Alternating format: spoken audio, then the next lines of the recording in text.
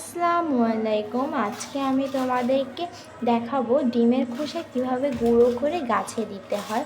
অনেক আগে আমি তোমাদেরকে একটা ভিডিও দিয়েছিলাম যেখানে আমি কলার খোসা এবং ডিমের খোসার উপকারিতা দিয়ে দেখিয়েছিলাম কিভাবে গাছে দিতে হয়, তাও আমি বলেছিলাম। আজকে আমি তোমাদেরকে সেটা প্র্যাকটিক্যালি দেখাবো। এই দেখো, এইখানে আমি ডিমের খোসা গুঁড়ো করে, এটা আমি হাত দিয়ে গুঁড়ো করেছি। গুঁড়ো করে এটি আমি রোদে শুকিয়েছি 2 দিন। তারপর দেখো এটা কত সুন্দর ঝরঝরে হয়েছে।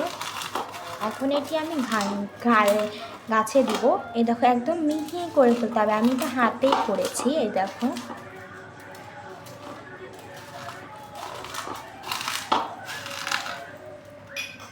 এবার আমি এখান থেকে কিছুটি নিয়ে ঠিক গাছে দিব। দেখো তোমরা, এই দেখো এভাবে গাছে ভিতরে ছড়িয়ে দিতে হবে। আজকের মতো এই পর্যন্ত। আল্লাহ হাফেজ।